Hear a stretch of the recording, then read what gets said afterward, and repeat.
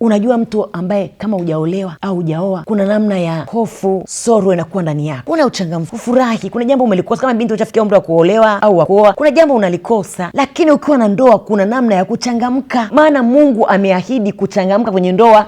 Ndio maana alimchangamsha Adamu, akaona huyu amekosa kitu, ngoja nimletee changamko, akamletea Hawa akaa changamko kwako. Kwa sasa kupitia ndoa unakuwa na changamko la moyo, changamko la mwili, changamko la akili, changamko la fikra, changamko la mawazo. Maana unakuwa umechangamka. Unajua mwanadamu alivyoumbwa, ameumbwa mme na mke. Kwa hiyo ukipata changamko lako, yule nafasi, ule ubavu wako ule ukupata, unachangamka. Kuna mambo ya seksi, ndio unachangamka. Kuna mambo ya kuongezeka, kuzaa na kuongezeka, unachangamka. Kuna mambo ya kuongeza mali, miradi, ukiwa na mwenzako unachangamka. Sasa mwenzangu, leo tuende China, mke wangu twende China, mume wangu twende wapi, mke wangu twende tukaanze kilimo, tukaanze shamba letu. Yaani kuna uchangamfu fulani, kwa sababu unajua niko na mwenzangu huyu, tumepewa kuwa na ndoa. Sisi ni kioo cha jamii, na wengine wanakuja sasa wanaanza kuangalia, wanaanza kujifunza kweli.